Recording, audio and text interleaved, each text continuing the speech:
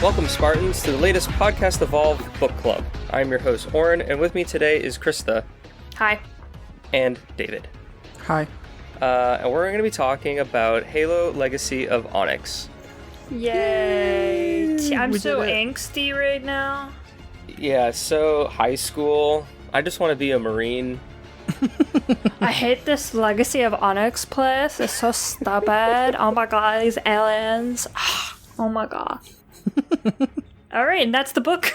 And that's the book, everybody. Guardians show up. There we go. Spoilers. Alright, before we get into it, I want to thank our Patreons, or our patrons of our Patreon. So I'd like to just thank Alex, Chris, Colin, Edgar, Evan, Gonk, Lance, Matt, Matthew, Mohammed, Philip, Ryan, Ray, Spencer, and Zach. So thank you guys very much for your support for us. And if you want to find out what it's like to be a patron on our Patreon, you can follow us at patreon.com/podcast evolved. So, this book, Matt Forbeck returns. This is like his fourth novel, right? He's had a few short stories and all that. He did Last Light and Retribution. No, Last Light and Retribution were Troy Denning. Troy Denning? Oh, he did New Blood. Oh, Matt Forbeck did the ODST one. Yes. Bad Blood and New Blood. That's right. He also did a short story in Fractures called Lessons Learned, which is a prequel to this story. To this story? Yeah, it kind of tells you where Tom and Lucy involved in kind of, there was an attack on the Spartan 4 kind of training program, and they were kind of halfway involved, and it shows them kind of there and how they get from that space station to Onyx. And then it introduces the Casa Haliot, who is like the second in command almost to Mendez. And she kind of works in the school and stuff like that as well. We'll talk about her later. But it's just a quick introduction to this, and there's like an altercation and stuff between Marines and Sangheili and stuff like that. And it's quite a short story, but it's good enough. I think I remember reading it when Fractures first came out because I was like, oh, sweet, a Tom and Lucy story. Yeah. But I didn't realize the connection, so I might have to reread it, and we'll have to recommend it for everyone to also read if you're listening to the book club. So, of course, published by Simon & Schuster. All platforms. I listen to the audiobook like I usually do because I have long commutes. David, Krysta, you guys read it, I assume? Yep. I read it. A real book. The real book. The physical book. I did ebook. How dare you? Book. It's the easiest one. It is. They're very convenient. Yeah, they just... All of my books, all my Halo books fit in one pocket. Yeah, it's pretty great. All of my books can fit in one pocket. It just has to be a very big pocket. That is probably true. So this novel came out November 14th, 2017. So about 2 years after Halo 5 came out. I just kind of say that because this book kind of begins before Halo 5's events and then continues into that because the time frame is like September 2558. And Halo 5 takes place the end of October. And so the kind of last third of this book, I think, maybe even the last half. Why does everything happen in October in the Halo universe? Like October and November. Those are like the two dates. Everything. The fall season just crumbles in the Halo universe. Like, we hate winter. We're all grumpy and gonna do things. Oh, but it is funny, actually. So I'm also reading Silent Storm right now, and that takes place in March, and we're slowly approaching March 25th, so I hope something happens on my birthday. That'd be pretty cool. But anyway, we'll talk about that later. So let's see. So the synopsis of the story, we follow Molly Patel, and there's like a prologue, and so we're introduced to her on Paris 4 when the Covenant are invading in 2549. She's 7 years old. And it's kind of her and her family in the crazy, like, oh my gosh, we're like literally being attacked and, trying not to die. It's like wicked intense. They're trying to find Molly's sister, but she's like disappeared. And so her and her parents get in the car, they're like driving around, all this crazy stuff, and then they unfortunately like can't see because of all the smoke and stuff, and before they're being like the glassing laser's coming towards them. Yeah, the glassing laser is like happening, and so there's just dust and crap everywhere, and her dad's driving the car, they drive into a tunnel, and he like can't see, and he just crashes into the cars that are just there. Head first. Just like, and just instant they get dead. Click-clacked. Click-clacked, patty-whacked. And so then so Molly's like injured, she's all dazed, and she gets rescued by a heroic Marine who, if you are familiar with his sort of campaign against the Covenant, would know that he was on Paris 4 during this time, our very own Sergeant Johnson. I love how she's like, she talks about him a couple times in the book, and like how he's such a hero and such a role model to her. I'm like, good. Good. Yes. It's kind of weird that he's here. Like, he didn't need to be. It just totally feels like it's just thrown in just to have him in there. I think it was mentioned when I was doing some extended research. I think it was mentioned in First Strike how when Johnson's kind of in that story and he talks about how he was in Paris 4, fighting the Covenant and all this kind of stuff. And so like timeline wise, it does all fit. But yeah, it was, and because it didn't really have any other like impact to the story beyond this one moment, it was just kind of like, oh, okay, the person who saves her is Sergeant Johnson from all of these other books. It's a celebrity cameo. Yeah. So I do think that's a valid sort of critique, that it was like, oh, it's Johnson. But it's also, I think it was just one of those things where it was like, which cameo could we make work? And it was like he was there to kind of do that, so they made her from Paris 4.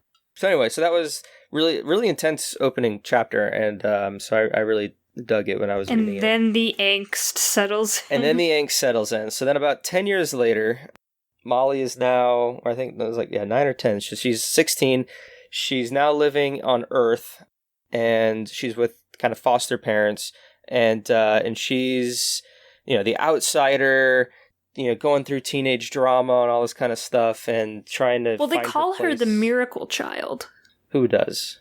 That's just her title, because that's what they called her when they got her off Paris. They called her the Miracle Child. Because she survived. Well, because she survived. So now, like, she's almost like exiled. But she's not like a celebrity. She's just an anomaly. It's like Harry Potter, he was the boy who lived. It's kind of the same thing. Like, she has this title and this kind of aura to her because she was all over the news and stuff like that, and she went through this crazy traumatic event that no one else can relate to, so she's an outcast. Yeah, but, like, I feel like she was... Okay, I mean, that... Yes, in a sense. But she didn't have, like, too many friends or anything, or, like, no one really, like... Maybe they acknowledged her, but I think in, like, her people circle... Because, like, in Harry Potter, like, every, like, wizarding person was like, oh my gosh, that's Harry Potter. Whereas I feel like it might have been more, unless I'm just misinterpreting it, but... That's how I kind of interpreted it, because she lived in Wisconsin before her current situation that you meet her in, and, like, no one wanted anything to do with her because she had this kind of, like, title to her. Yes, and that just kind of further goes on. I'm trying to remember what the name of that... What are you trying to say, Oran? So, well, she goes to Wisconsin, but then after that, she goes to, like... Aruka? Or it's something with A. Aranuka? Aranuka, yeah, that's it. And so that's like a city in, like a floating city over the ocean or something? Yeah, it sounds cool. It's like, it's built around a space elevator. So it's a city that's just been built up around it. So it's like on an island off, I think it was kind of like Costa Rica or something like that. Wasn't it like South American? That was the kind of vibe I was getting about it. I'm sure they said it, and I'm going to look now because it's annoying. It says just north of the equator in the Gilbert Islands, but I'm not sure where the Gilbert Islands are. But yeah, it's like a city platform.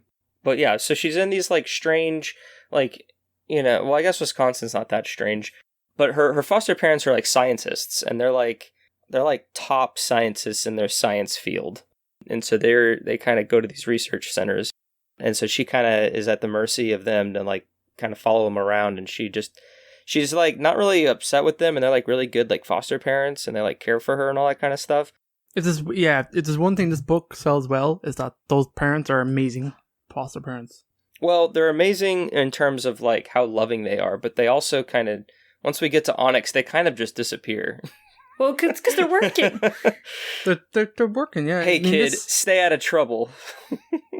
At the same point, like, they were, like, in their defense, like, when they got to Onyx, they were told that Molly was completely safe and nothing would happen to her. It's the safest place in the universe kind of thing. So, I mean, if you thought, like, literally nothing true. could possibly happen, I mean, it's fine. She works a lot. And also, she's like 16, 17. She can take care of herself at this point. That's true. And they were, like, you know, we'll kind of get into it, but they were very eager to go to Onyx because of, like, the research they were going to be doing. Like, it really, like, excited them to the fullest. It's like they got to play Halo Infinite before everybody else. Like, they just, like, they had to go. So yeah, so they have some Earth time, basically, but then her parents...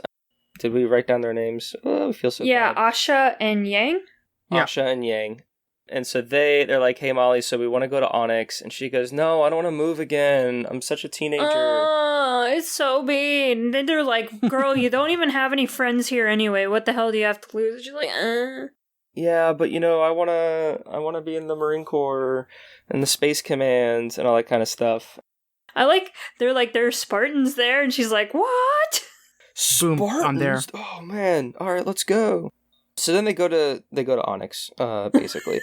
And do they mention what they're working on, like the project at this point? Yeah, It's Goliath. she's kind of half listening to them, so she knows it's Forerunner tech, and I think she's kind of picked up on the name Goliath, but not really with reference to what it is. So Forerunner tech Goliath project. I don't know if Goliath has the term Goliath been used before, because like I didn't know how close this was tied to like Halo 5, but as soon as I heard Goliath, I was like, oh, that's a Guardian.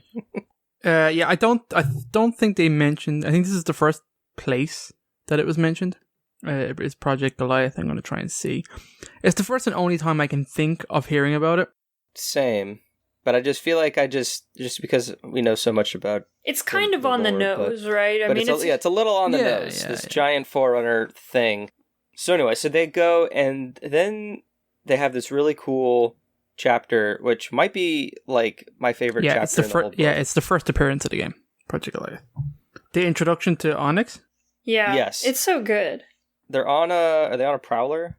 Probably. No, right? they're on No, a ship. It's a something The class Manhattan ship. or something, right?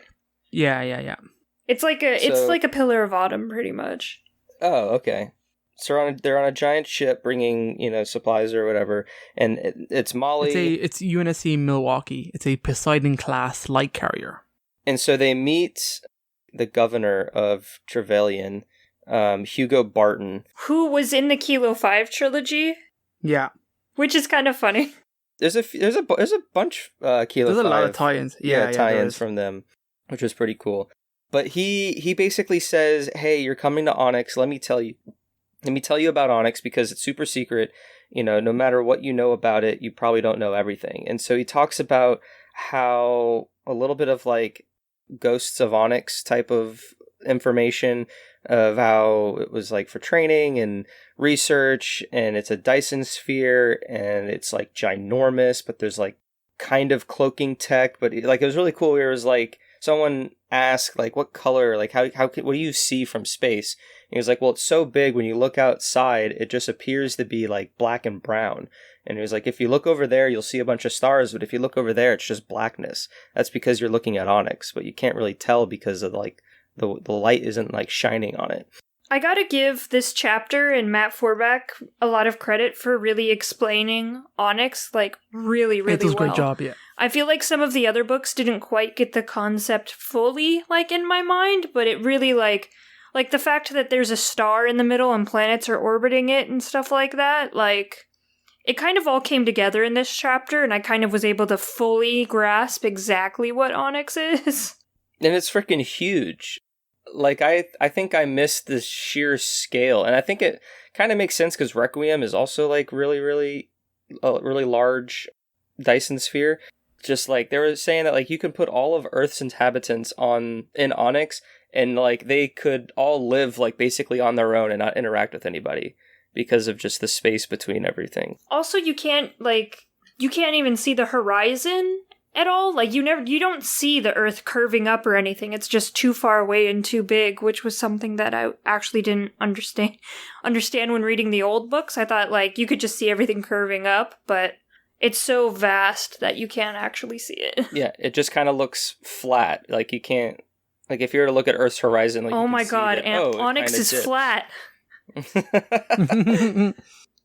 So yeah, this was really cool of a chapter, and just kind of how Matt Forbeck, yeah, like you said, Krysta, and really kind of cleared up some either misconceptions or just general just like knowledge about Onyx.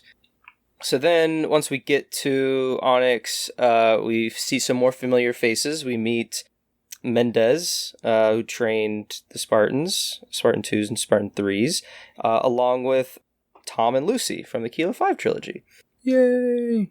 Or they're not. Well, they're kind of. They're not in the trilogy, but they're in Grasslands. They're in Glasslands.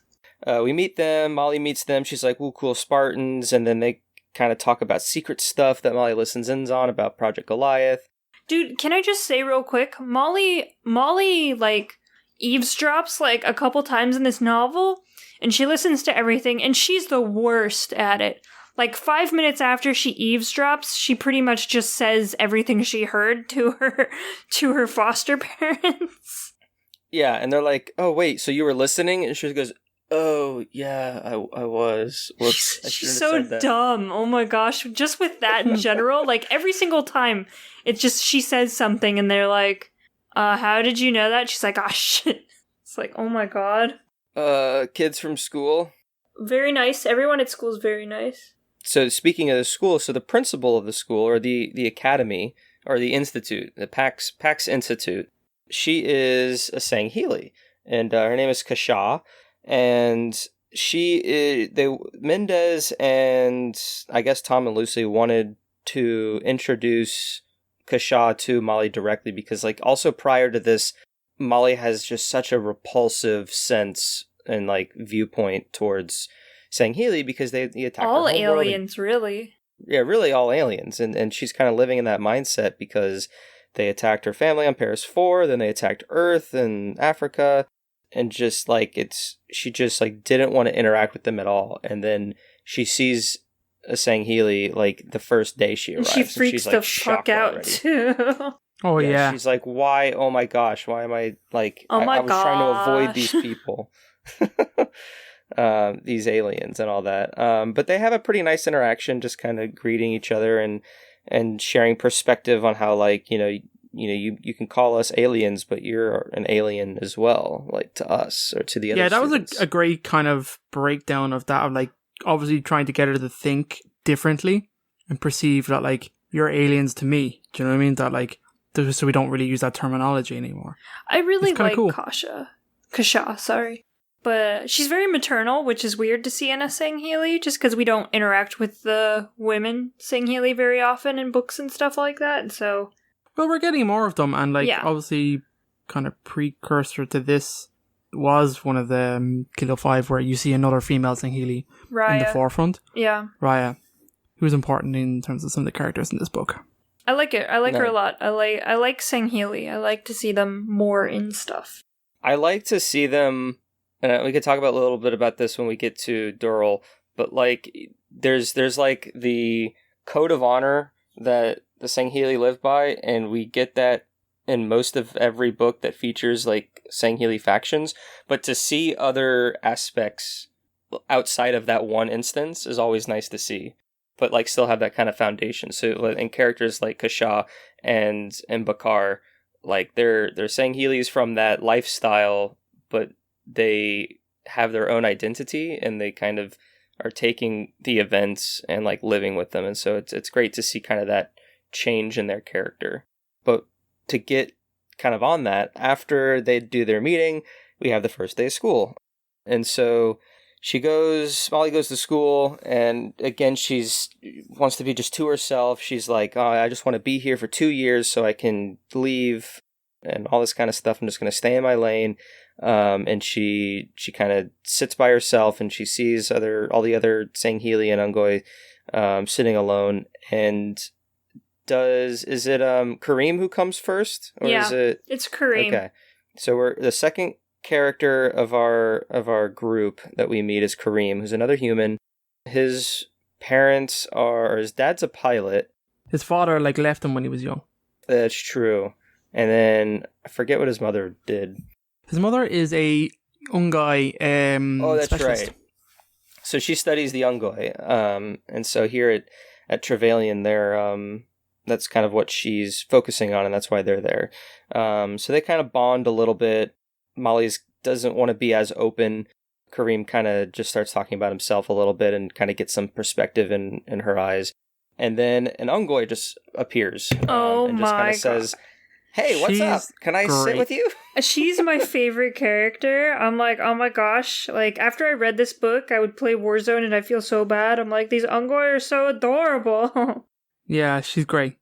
So we have a female Ungoy, Gudam, and she is like just super happy-go-lucky, just like very friendly, has some, understanding of the war, but for the most part, Gudam has either not been exposed to it as much as maybe others, and so she's fairly, like, she's fairly young too. Yeah, she's kind of just moved into 3 years old or something like that. Yeah, is she? Yeah. Yeah, her mother is like 10 and is considered. Oh, that's old. right. Okay, I didn't know if it was the other way around for like the way humans mature versus grunts, because she makes a note of that. She goes, "Wow, you guys are so old and you're like still in school."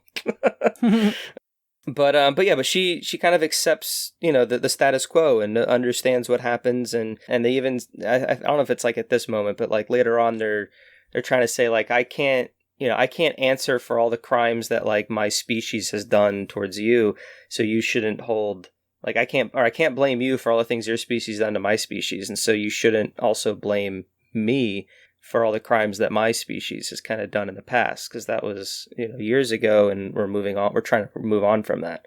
So again, kind of just more post-war mentality is trying to be shared. And so the three of them have lunch, and Molly notices another Sangheili, a young Sangheili that's kind of just hanging out by himself and not hanging out with the other Sangheili. And so there's like a little moment where they kind of notice each other, but then like look away, like in high school, and then they kind of just go about their day. But then later on, they see that same Sangheili again getting picked on by like these teenage these humans.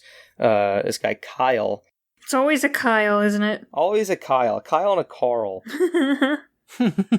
And he's like picking on him, calling him bad stuff, all this other kind of crap. They're trying to provoke him, basically. Yes, and then there's other Sangheilis who are like, I guess the older Sangheilis are like watching as well to see if he like does anything. But because Picard is like on his own, it's an easier target for Carl and his goons to kind of go to. And so Molly and Kareem just kind of don't really do anything, but Gudam wants to step in, and so Gudam tries to defend Kareem. She doesn't even do that. She just comes up and goes, "Hi!" And she startles them, and he just punches her in the face. Dude, he freaking like lays her out. And then that's when Molly starts getting upset, and so she comes over, and does she just automatically just punch Carl? No, she starts shouting and she gets smacked by Carl. Carl smacks her. Oh, Carl smacks her. Okay. Anyway, so a little tussle kind of ensues before the adults come in and kind of like break it up. But yeah, it kind of just introduces the dynamic, and then that these characters are trying to get along with each other. Yeah, you get the slow and reluctant band of misfits getting together, and it's just an outcast Sangheili, a super chirpy, happy-go-lucky Ungoy, and like two reject humans, I guess. Yeah. So anyway, that's kind of the big thing that happens at school. I think Carl gets suspended for a few days, and like so does Molly or something, but they all get suspended, but they all get some sort longer. of discipline, except for Picard. Picard didn't, and that made Molly like really mad, but he didn't like actually punch anybody. I don't think the grunt got anything either. Gudam? No, that's true. Because they were like more passive. Well, she just got her lights knocked out, basically. Yeah. So that kind of puts I don't know. That's just the first day of school. Yep, it's a really good day. Really good day. So then I don't think they did it before this point, but about this point is when the novel starts adding the second viewpoint, which most Sailor books have, where they kind of jump between mainly like the antagonist and the protagonist, or just multiple protagonists. And so then we meet the Servants of the Abiding Truth, which are like a sub-faction of the Covenant. They're the very religious zealots of... They're basically the religious faction that kind of dropped out of the Covenant. Like, when the Covenant disbanded, these are the religious guys that still believe in the Great Journey and all that stuff.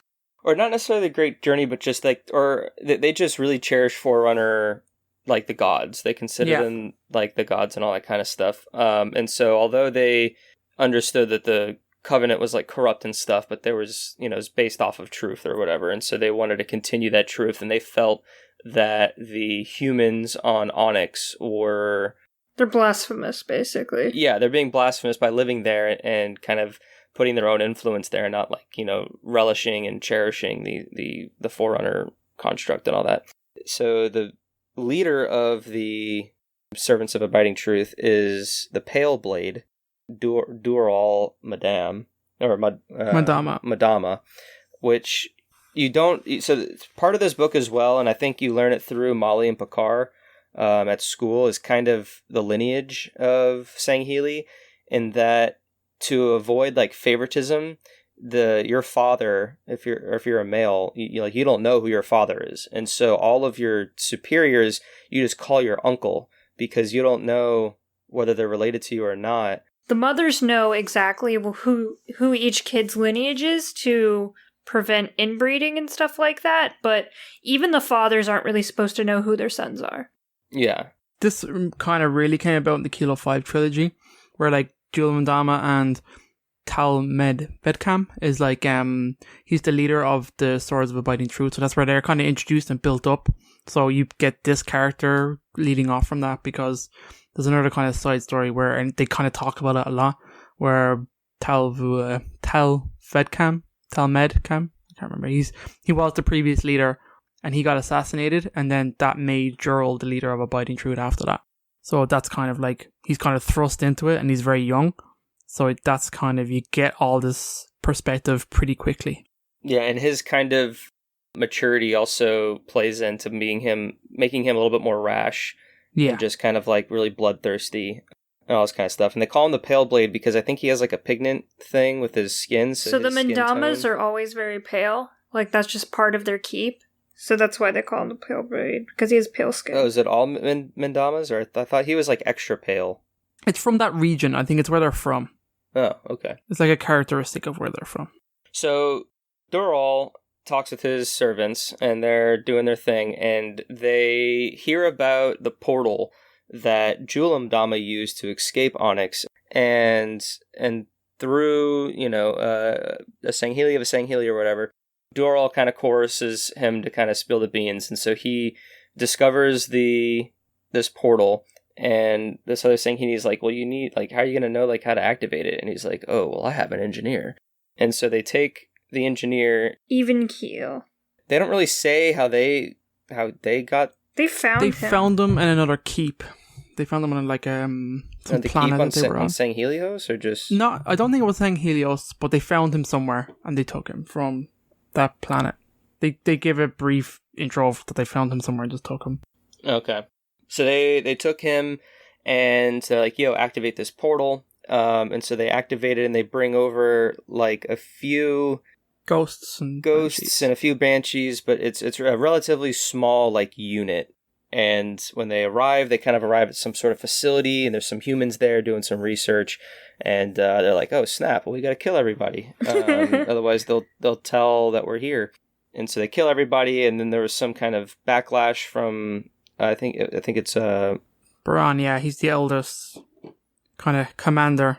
Yeah, and he's kind of always a little bit of questioning Dural because he's older, a little bit, seen a little bit more combat, and so he kind of questions his judgment about killing everybody, and so there's tension that starts off very early on, and so then the servants they want to like build or have like a base, so to speak, so then they can monitor the humans on Travelyan, but not be seen, so they can plan their attack. And I think their overall game was to just kill all the humans eventually.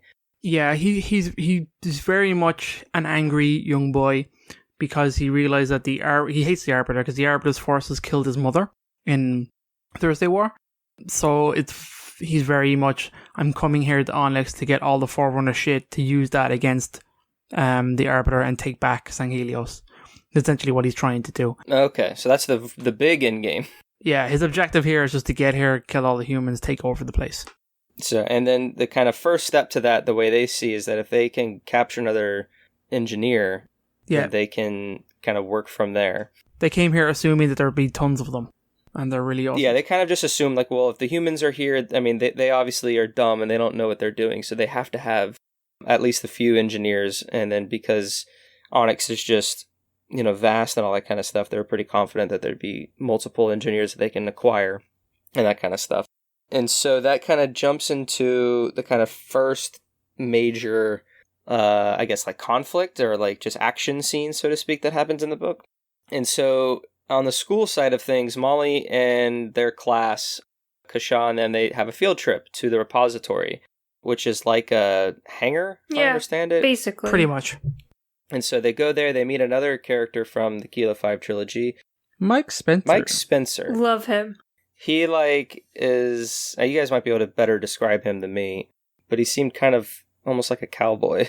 Yeah, they pretty much pegged him like that. He's pretty much an ONI spook. He's like a deep cover spy. He would do a lot of intelligence gathering. So they would send him into a place he does a lot of work on the colonies, where he would go in and just spy on the colony and see what's going on in terms of the insurrectionists and stuff. So we've seen him a lot through the various books. He's cropped up as being that guy. And he's changed his identity a couple times and stuff like that. Yeah, it's like, go meet Mike and Mike will tell you the lay of the land and what's going on and give you guys some kind of objectives and pointers. So it seems to be like in his elder days, he's kind of ended up here, and he kind of makes a joke about it to make up for his sins of some of the stuff he's done. So he's a pretty brutal dude. But they've given him a kind of a happy-go-lucky character here. Yeah, it's almost like he's in early retirement, where he's still working and he's doing his thing, but he's more or less kind of retired from the line of work he's used to been doing for ONI. And so he kind of shows them around. He kind of explains that, Onyx is so big, but we have an inner circle of safety, and then outside of that's our outer circle of relative safety, and then outside of that is kind of the unknown, to where you shouldn't, the wildlands, and there's crazy things out there that you don't want to mess with. They sell that message a few times that Onyx is dangerous. There is wild stuff out there from an infinite number of planets that Forerunners brought here. We don't know everything, so we don't know what will attack you, what will kill you, and there is some pretty hardcore wildlife here. Oh my gosh. As well as there are still active sentinels that are aggressive towards humans here. So by no means humans have taken over Onyx. Right. We got just a small, tiny fraction of it. Basically a large settlement is the way I kind of... Yeah. Kind of, not even the size of a city, just kind of smaller than that. Because it's mostly research and military base, so they're on this field trip at the repository doing their thing. And while this is going on, the Pale Blade and the servants are trying to send a beast through the portal. And this beast is called a Raphacrete, and it's described as with 6 legs, and it's the size of a small house. What I kind of pictured is the animal from Halo Reach. So did I, honestly. Something similar, yeah. So I feel like it's a similar type of scale. Longer and sleeker. I got a very much Apex Predator vibe off it, almost like a giant elephant in a sense that was very nimble. It could move very well. I like that they tied it into Sangheili lore. It's their it's like their boogeyman. Yeah, it's a terrible creature of their childhood where they all get told about it. Yeah.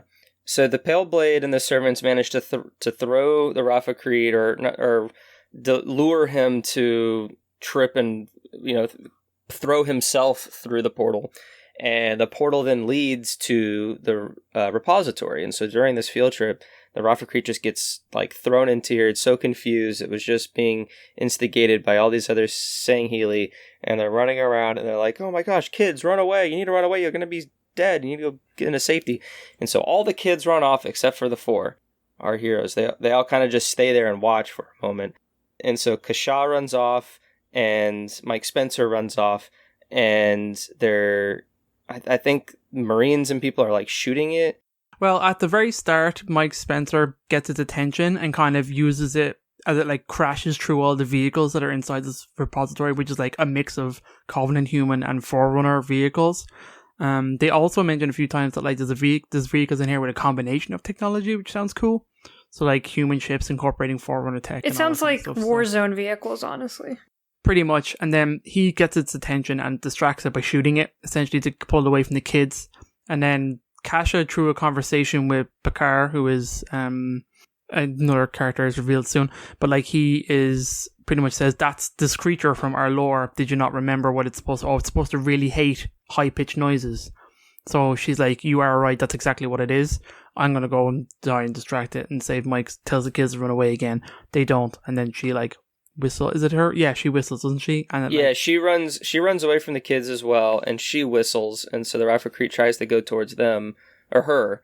And so then that's when the kids are all still standing there, and they're like, well, crap, we need to do something. It's going to kill her. Yeah, otherwise it's going to kill her. I don't know how Gadam screams. Did she like trip, or she just scared? Yeah, she was just scared, and so she screamed once, and then they're like, ah, shit, do that again. Yeah, and the Rafficrete like looked up, and they're like, ah. So then there's like this whistling battle to where the Rafficrete will come over here, and then Kasha will whistle and scream over there. So then the Rafficrete starts doing the attention. They kind of, pull each other back and forth to give Mike Spencer some time to get on a Goss Hog, and then just shoot it with Goss shots until it dies. And then afterwards, Kasha's like, you kids, I told you to leave. This is unsafe. And they're like, yeah, but we just saved your life. And she goes, well, that's not the point. There's also, at this point, Lucy and Tom are out investigating the humans that are dead. So like sensors have been tripped, so they went and found the kind of research team essentially that were slaughtered, and they pretty much very quickly realized that like it wasn't wild creatures that killed them, that it was in fact Sangheili. And they do like the quick check of, did we have any Sangheili teams out here? No, we didn't. Okay, something's happened. We've been infiltrated. So like they're kind of tipped off and they're aware that something's gone wrong. Because there's another side to the story that you're about to tell. There's another side to it that we see right after, I think, don't we? Yeah, it's like the chapter right after. Because of the perspectives, we see everything through Molly's perspective, and then once the Rafficrete dies, then we jump to the servants' sort of side of it, and they explain how they lured the Rafficrete to the portal. They figured out to push it through, and then they waited a little bit, then themselves went through.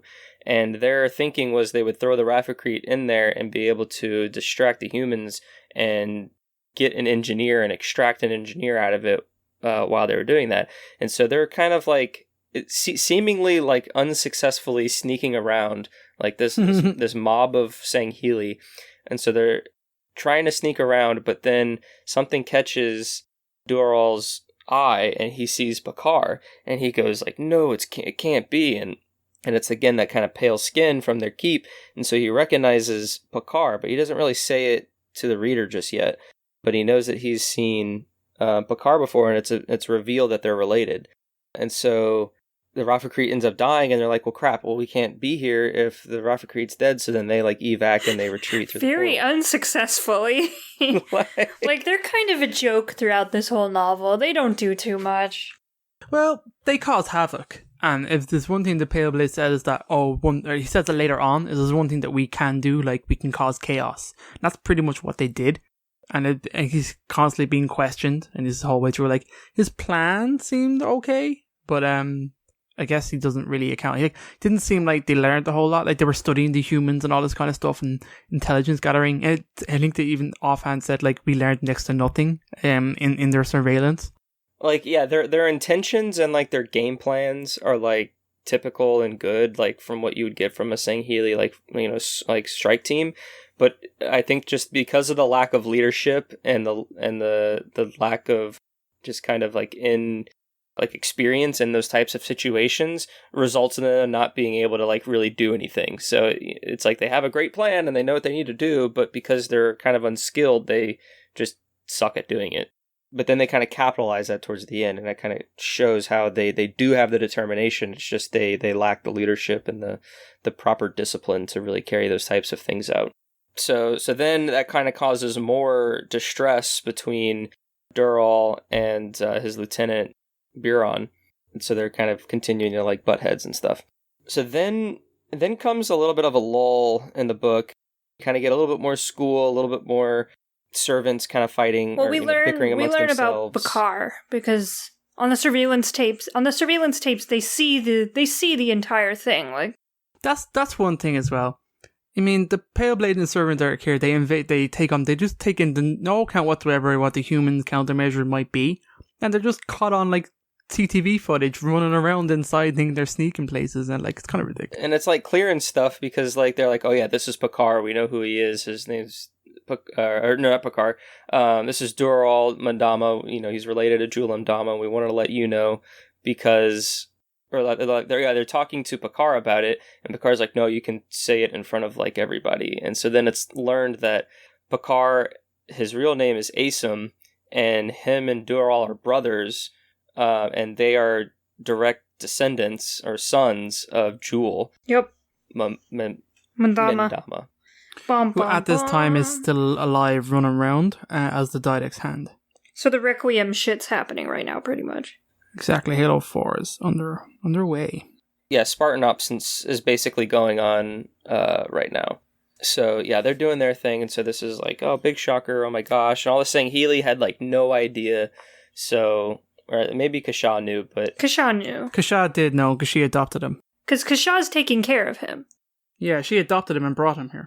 That's why he's here. But then we get some like cool like self-defense training montages with Tom and Lucy kind of teaching Molly self-defense and all that. And it was funny because like Lucy comes up and like talks to her like, oh, you should totally like, train with us. It'd be so much fun. And you're like, oh yeah, you're right. It would be so much fun.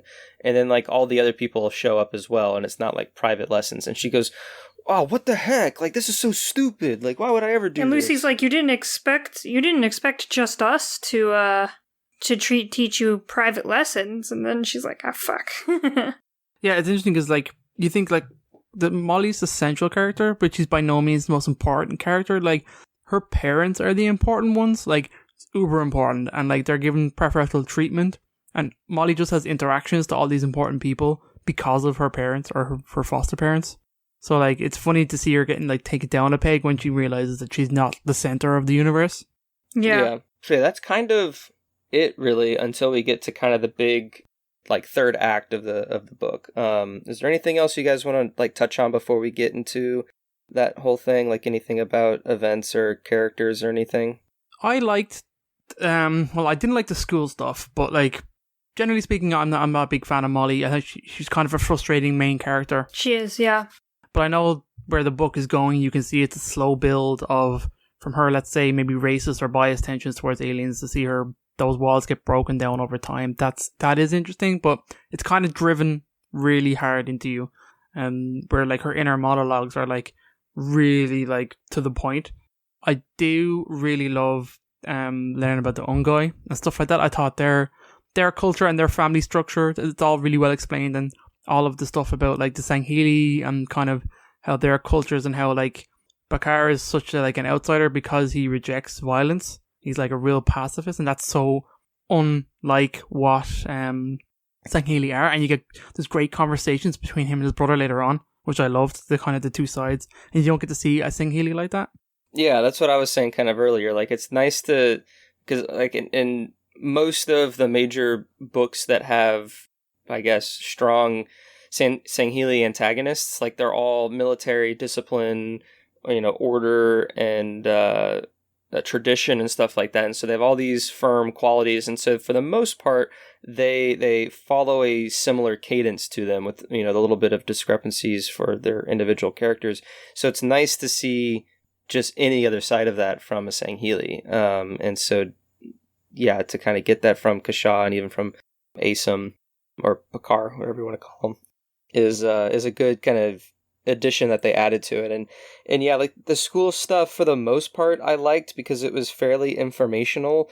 But yeah, anytime it kind of was just your everyday school day with Molly giving you her internal monologue, it really does kind of take a drag to it a little bit, because yeah, Molly as her own character and like her own impact is relatively just basic. And it's more about kind of the situation that's going on that you're reading about. And so it really does flip between whether it's really interesting with what Molly's experiencing or versus how she's handling a situation. And that kind of what ends up with the last third of the book, with the whole event that's happening, because you're mostly interested in what's happening with this event and kind of what the aftermath is going to be and how everyone's going to react, because it's a little bit anticipated by the kind of leadership, like Mendez and her parents, that kind of foresee what's about to happen because of Project Goliath. That's the one thing that it is interesting, that it is that build in the background of, the Guardians are waking up and shit and wrecking shop, and that you can see it through news feeds and stuff too. Yeah, we see colonies going dark and stuff like that, so it obviously ties in well, and you can kind of, that they're clearly her parents are here because there's a Guardian here and they're studying it. You never really get the sense of what they're learning from it or how they're progressing. Now, do they tell Molly that it's a Guardian before or after Cortana's message? After. I think it's all after, right? Yeah, because I think she does earwig into like other conversations where it's told about one that wakes up and becomes active, and like they have footage of that and stuff like that. Because I think that ties in with stuff that was happening with like Hunt the True and stuff like that, where there was Guardians erupting out of the ground and like pure devastation. I'm not sure when it's in, but like Prone to Drift is introduced. Yes. Through the school, I think, and like he's an important character because essentially you have these two Hergok on opposite sides, which I don't think we've really had before. Like, and now in like essentially direct confrontation. Now they don't meet in any way, but like you have Even Keel working for the swords, and you have humans having Prone to Drift, which is a character from previous books as well. I think, where does Prone come from? Is that Kilo 5? Yeah, that's Kilo 5. Well, Lucy finds him. So, but yeah, like it is interesting because they're not like oppositions to each other, but they do level out the playing field of both sides because of their presence. Both Even Keel and Prone to Drift. It's like their presence allows for the battlefield to be a little bit more level from just kind of a surveillance and technological standpoint. Obviously, the Mendez and the Spartans and the Marines that are on site have all this firepower tucked away that the servants don't have, but it kind of helps level things out and kind of makes a good mirror between the two factions. So the third act kicks off with Cortana's message, where she basically says, "Species of the universe, I am here to..." It's the Halo 5 message. It's the Halo 5 message from the last mission. And so she says that like in the middle of the night, and broadcasts everywhere, and everyone's like, WTF, what's going on? Who was that? And Molly asks her foster parents, and they're like, I think that was Cortana. Here's what we know, and kind of lays out the information and shows her some feeds. This is Project Goliath. We have one of these, but they've been activating all over the place and just caused mass destruction, as we saw in Halo 5. And so they're like, snap, we gotta like do something. And so they go to the science facility so they can learn to see what's going on, and Molly just goes to school, right? It's just like an otherwise normal day after this thing. And then while they're at school, the Guardian then activates and wakes up, and then like just rises out of the ground. And so it kind of gets all tension because it's like, oh, well, her parents were there. Like, are they okay? If the Guardian just came out of the science facility underground, what does that mean for those scientists? And then Mendez and everybody are all, and we don't really see them interact, but they know that the Guardian causes destruction. So in an effort to kind of prevent that, they decided to play the first strike and just take all their air units and just fire everything at everything that they have at the Guardian, which does nothing. And that's when the Guardian does its EMP blast to basically knock out everything, all technology, and everything. Destroy all the ships. All the ships crash down. Good 100 some odd people probably died. And now like Onyx is like basically on lockdown. And so our squad, they're at the school, and Kashaw's like, all right, everyone into the cafeteria, teachers, everybody, we need to like hang tight. Now the servants are also watching this happen because they heard the message as well on their units. And I think so they're watching the Guardian rise up, and I think one of the other saying Helio is like, oh, I've seen this thing before. It's from my planet, It's from my planet. It was like underwater that It's by Sunayon, I think. His one was somewhere else. Oh, was it? Yeah, he mentioned like a different city on a different planet or something, that they built their city in and around it. But it was never active. They worshipped it. It was like the heart of their community. And so they're like, oh, well, so we must cherish it as well. And then, of course, the humans attack it. It does an EMP blast, and then it kills all the ships. So they kind of... I thought it was great that the Pale Blade had failed miserably here. He was fighting with Bakan and had to kill Buran, I think, at this stage, because he went up against him. Oh, yes, that did happen. Because Buran was upset that they've been sitting there for 2 weeks not doing anything. Yeah, they've been sitting there a while. They've built up this big fort, essentially, but not done anything. He's getting restless and he wants to leave. So, they pretty much fight, and I pretty much think that, when the Pale Blade sees, all the ships and, everything take off, he's pretty much we gotta get out of here, we failed. And then when the Guardian kicks off, it pretty much devastates the humans, as you can imagine.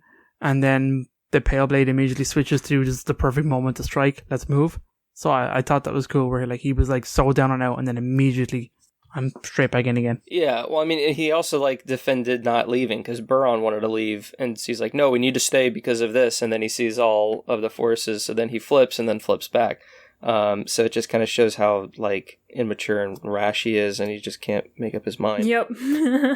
So when that happens, they're like, all right, so now's our time to move in. So they move in and kind of still doing recon as they go in, and they see Prone to Drift kind of just floating through the debris. He's floating really high and just hanging out. They're like, They're like, oh, we should totally follow him. Also, armigers have invaded the city at this point. Yes, so we have soldiers, Prometheans and all that. They're fighting. Tom and Lucy, they're probably in the midst of So Tom's fighting and Lucy is off on another scouting mission when this all went down. And so she's off with in a pelican somewhere. No one knows where she is. And so they're doing their thing. Everyone else is preoccupied. And Prone to Drift floats his way over to the Pax Institute. And so the servants follow him. It's important to say that the servants opened up a portal inside the human city and just invaded and spread out. Yeah. So his plan was just send all his forces into the city and just attack anything and everywhere. So he immediately starts butchering women and children and everything in the city, which is kind of pretty crazy to think about, how brutal that is. And before that, the kids also come, they leave, right, for a moment, but then they go back into the school. They see Prone and they go to the top of they climb to the top of the school. They're on the roof. Yeah, they get out of the cafeteria to go to the roof to have a look and see, because they want to see what's going on, essentially. Yeah, and they kind of see all this destruction and just chaos. And so they go back inside, because they don't have the conversation on the roof, do they? No, they don't, right? They do. They don't. They're on the roof at the moment when the school gets invaded, essentially, by the Pale Blade. But before that, Prone just shows up. Yeah, he's like, hey guys, I'm here to do my weekly, survey. Yeah, so Prone comes in and, fixes everything on the weekend, and he's the mechanic, so this is the time he does that. So Prone just is like, there's a guardian, whatever, I'm just gonna go to my job. Now, am I getting ahead of myself about the Slip Slice portal? Is that not yet? Or did that already happen as well? Portal is open. No, Prone does that. And the kids talk to him, pretty much convince him, how do we stop this? What can we do? And he says, I can probably take us into Slip Space and disrupt the communication between him and Cortana. Which is Onyx going back to a singularity. So, out of our dimension, it's not in real space anymore. It's just it's like a singular molecule is kind of what it is in real space. This is, on the roof is when they come up with the plan of how to, how can we disable the Guardian? What should we do? And Prone's like, well, I can bring us into slip space, and then I can go to the Guardian and see if I can disable it.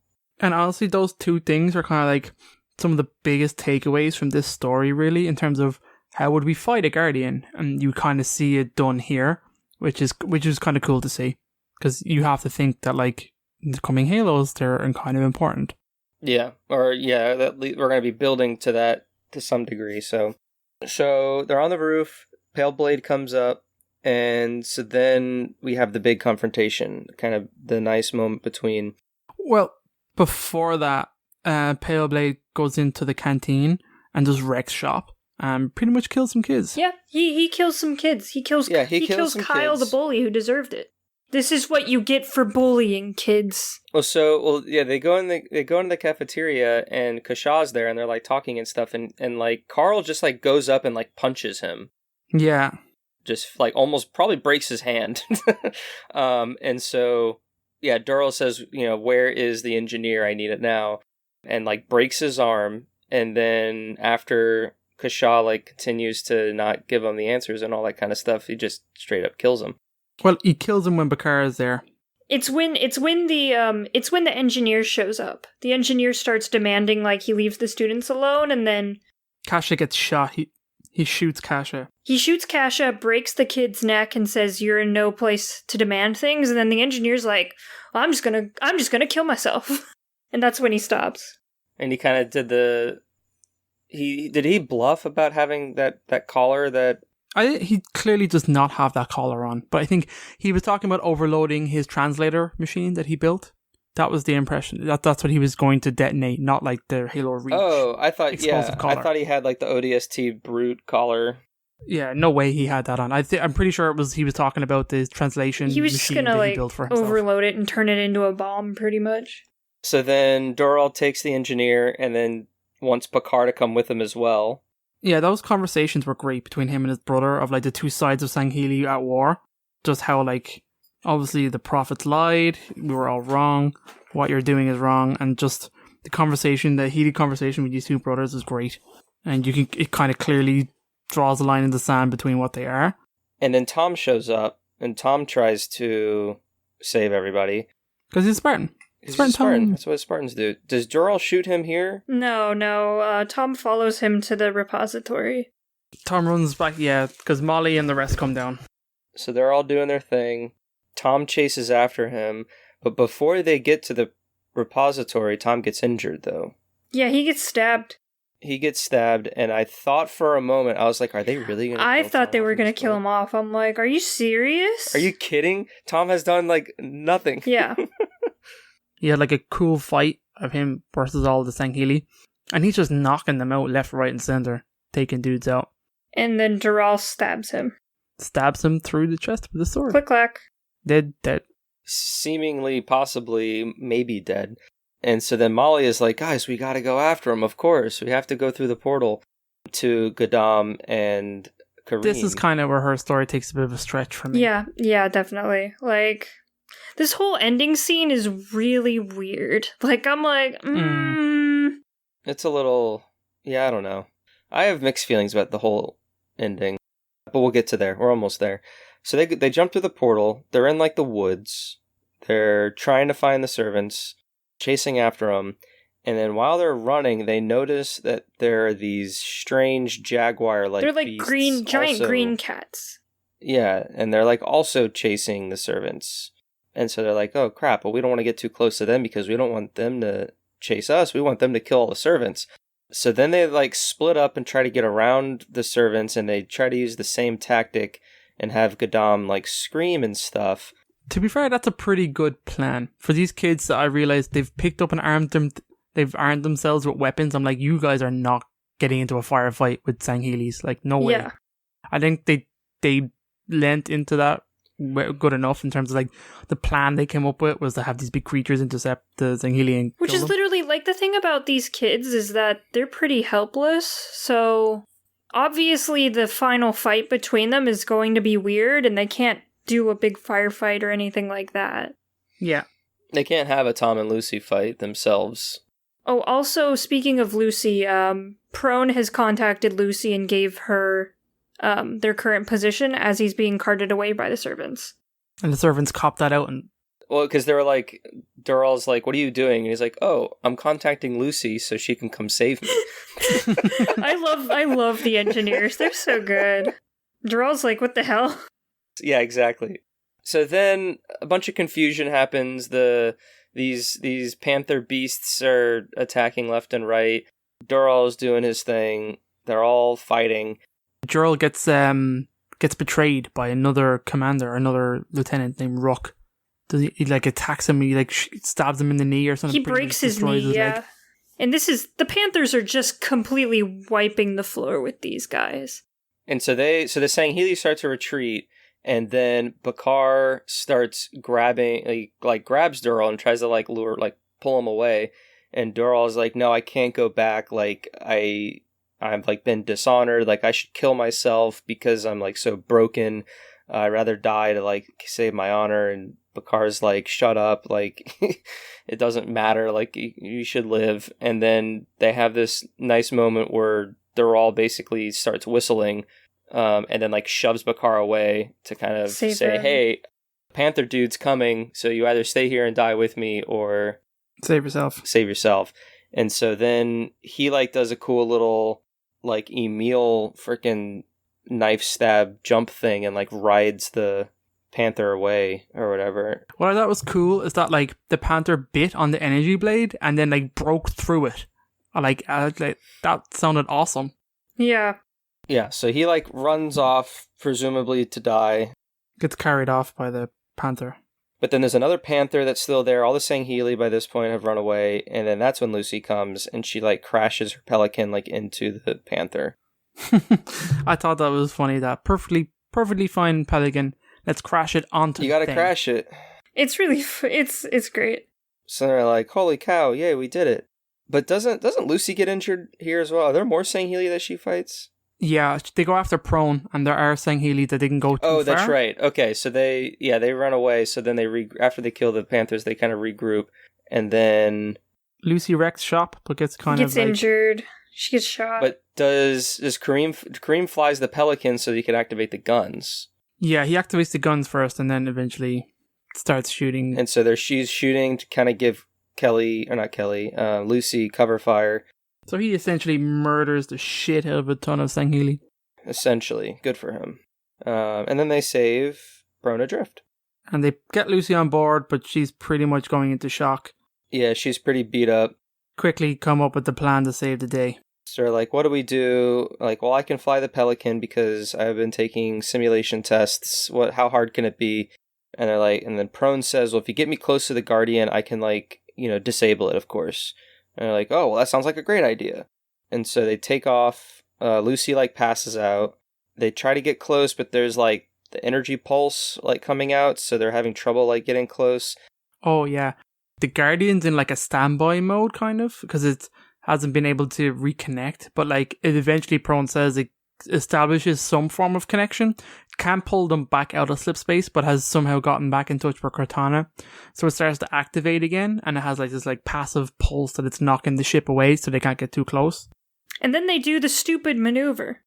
The dumbest thing I think I've ever heard in my goddamn life. Prone's like, well, I'll just float. You just need to get me above the top of the Guardian. So instead of flying directly to it, they like fly up it and then get above it. And then they open the hatch and Prone just like floats out because he can float. And then he just floats down and then floats into the Guardian. And then a couple moments later, the Guardian disables all the different pieces that are all held together, just fall and crash to the ground. And then you're like, wait, what about Prone Adrift? And then Prone Adrift just comes out like nothing happened. And you're just like, I did it, guys. He eventually turns back up a few days later, I think. Well, doesn't Prone just come to the school again? Like, I'm here for my weekly thing, and everybody's like, where the hell have you been? He's like, I disabled the Guardian, and I did some other stuff, and everybody's like, what the hell? And I was like putting the rest of the Pax Institute online. Yeah, it was something like that, and then he just shows up to do the school.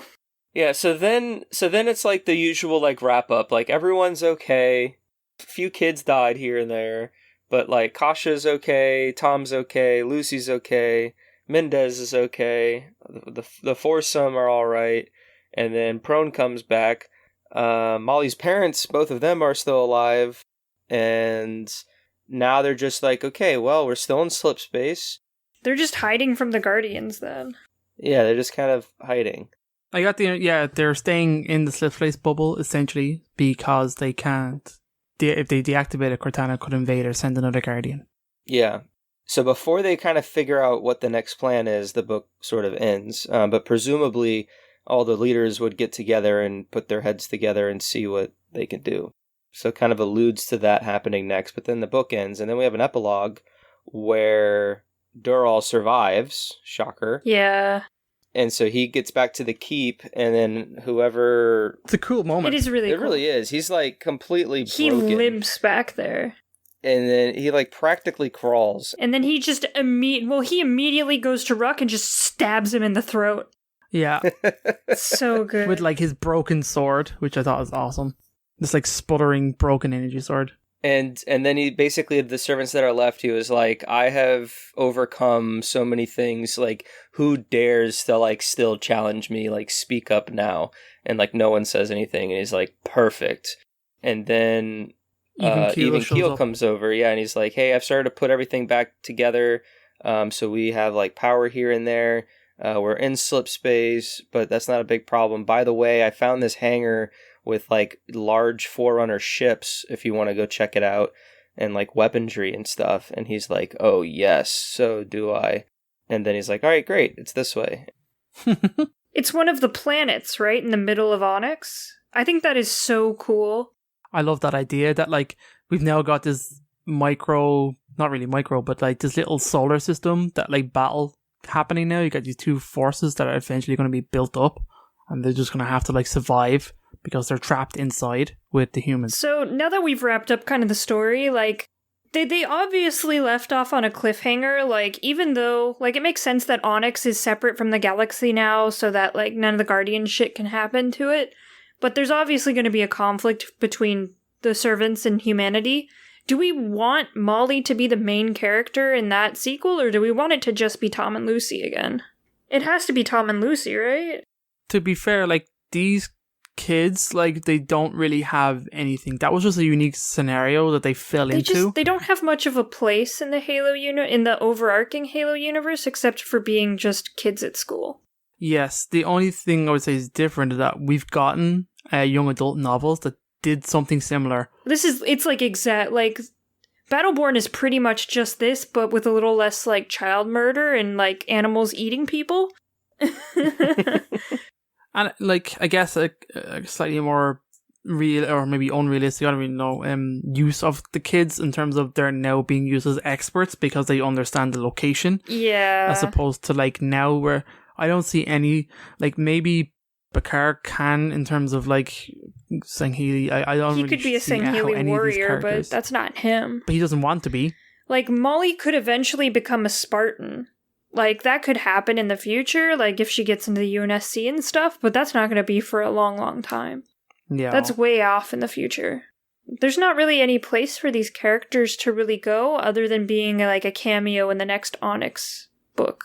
It'll be interesting to see what the military remnants are after the Guardian event, because if a lot of sort of resources and personnel died or were destroyed during the Guardian event, then even if there were sort of another book to then take this off from like a military or scientific point of view, like it can't be a large like campaign or anything like something like Silent Storm or something, because there's just not a whole lot there. And so it's interesting, like, how do you take this to the next level? Because if you have Onyx, which is so large, and you have a planet inside that now the servants are going to be going to, which, by the way, you know, because of all this, Jewel died during this book, and they say that, like, you know, the fire team Osiris killed kind of the remnants of the Diadac's hand and what's ever left of the Covenant and Sanghelios. So, like, the servants are like the last like faction that still follows anything remotely related to the Covenant. Yeah. And there's, I mean, I don't know how many people were left, but like after all that fighting, there's got to be no more than like maybe 20. I mean, unless I really yeah, there can't be a lot unless they can figure out how to command the Armigers, which they might because they have an engineer on their side. Like, I'm not sure exactly like what's gonna be happening here. I mean, I guess the humans probably don't have their big warships. They kind of all lost them to the Guardians, so. The only thing I could think of is, okay, Dural and even Keel have gone, apparently there's a planet, I like it, the humans call it Macintosh, is the third planet that orbits the Shieldward sun, which is interesting. There's an installation there which serves as a home port for a Forerunner warship. So if they get a Forerunner warship, I'm assuming that that's way better than anything humanity has, bar maybe the Infinity. Which isn't even there. Maybe since Infinity's on the run and needs some kind of safe port, safe haven. And Onyx is cut off from everything else. It would make sense that the Infinity could enter and get inside of Onyx, and then you have one ship versus one ship, and you got like some kind of evenness there. Thursday War Part 2. Maybe, because you have the Infinity, because like the humans are kind of like, you think, screwed now, right? Because they can't keep track of or find the Sangheili, and the swords are like hiding out on another planet now with a warship potentially. I mean, if they know where the humans are, so it's very easy, you imagine, that it would be a one-sided fight, so the humans have got to do something. Yeah. I don't know, that's just theorizing there. But it is interesting where this could go, because it, like, I feel like because it ends here, it makes sense just because of like how the Halo lore is being released, and like they don't want to release too much after Halo 5 before the next Halo like game.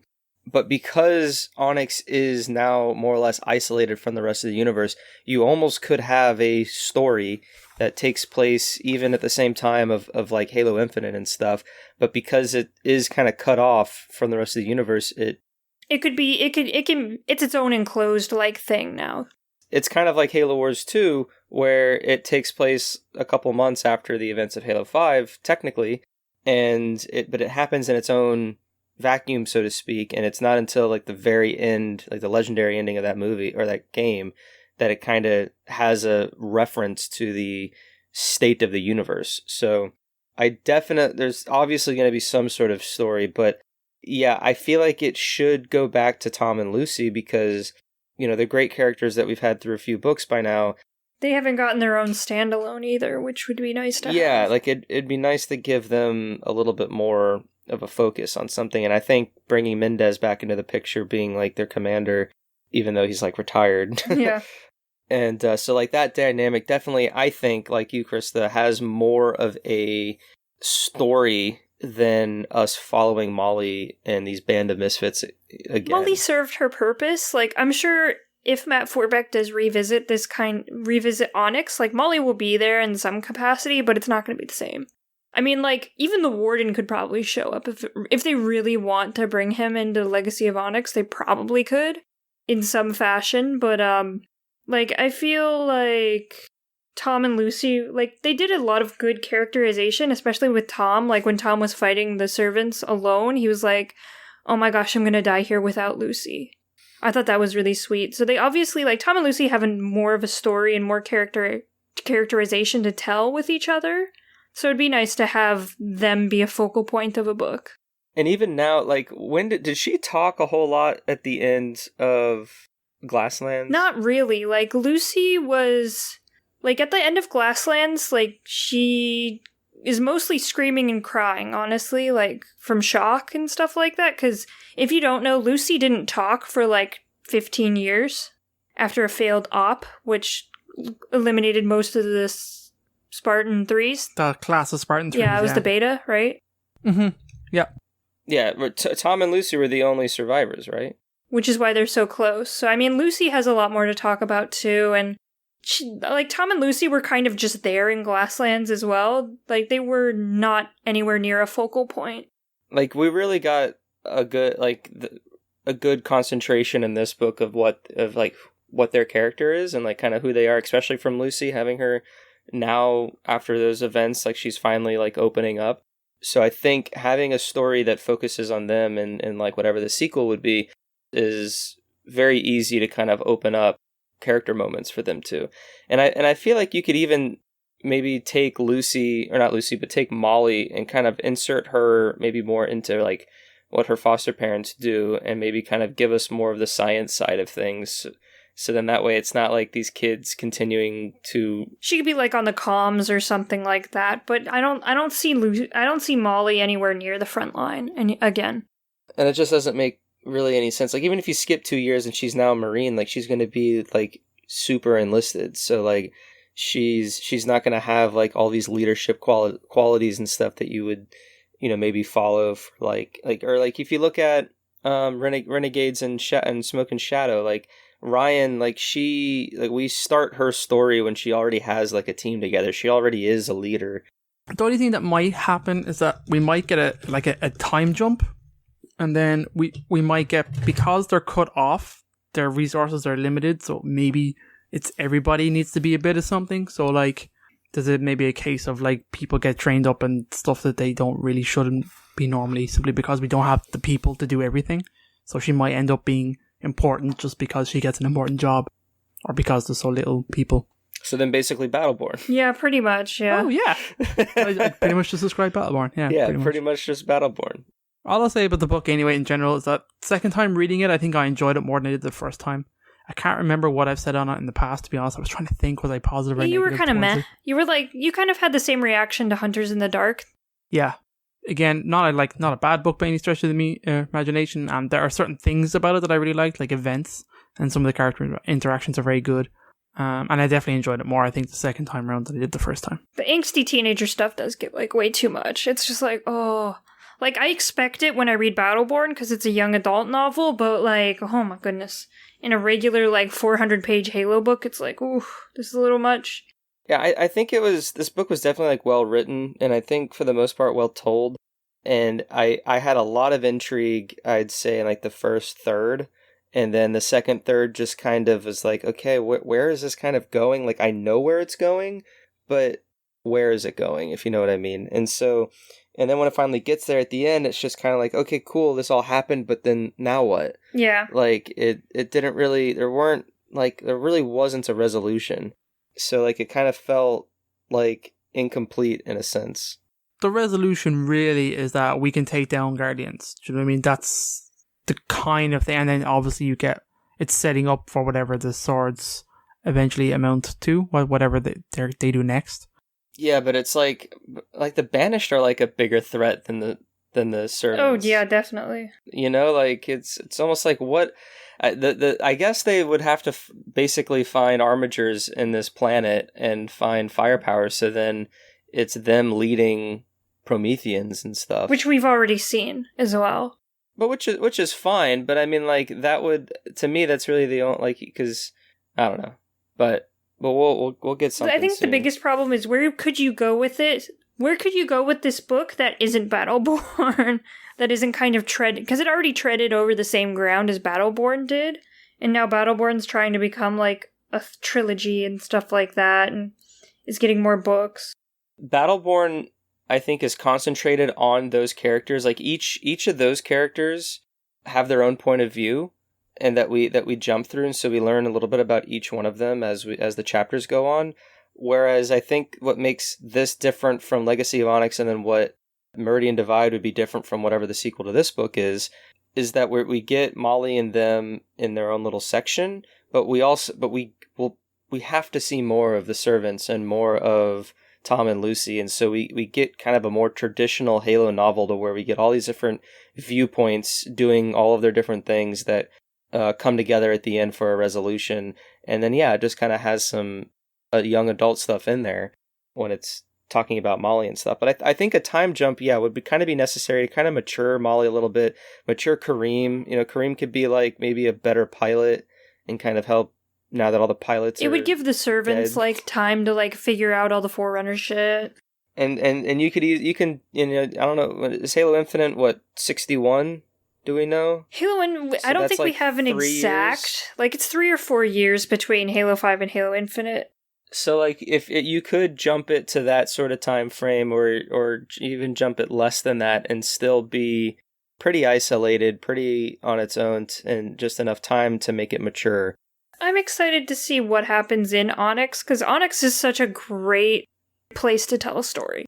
Like, no matter what's told in Onyx, like, just the setting itself is just really cool and very intriguing. So I'm excited to see what's going to happen next, because Onyx is a huge resource for the UNSC, and it's a great set piece for, Halo writers and stuff like that. So I'm sure we're going to get something. Like, this is leading to something.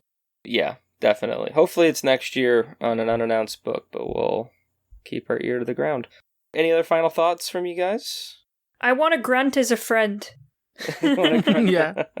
Yeah, for the most part, yeah, I liked the book. I thought it was fine, but I feel like I don't know, it didn't have what other Halo novels have that kind of keep you engaged all the way through. It was short, and it went fast. Yeah, it does. I mean, it's got a good pace to it. All right, listeners, let us know what you think about Legacy of Onyx. We'll have a Discord channel, or on our Discord. You can talk about that on there. You can send us an invite to join that. We also have our cool website for other past book clubs that you maybe have just finished on your own time and want to see what we've said about it in the past. That's halopodcastevolved.com. Our next Halo book club is Halo Oblivion, which is the sequel to Silent Storm. Master Chief! Woo! The Master Chief in 2552? No way. 2526, Yeah. sorry.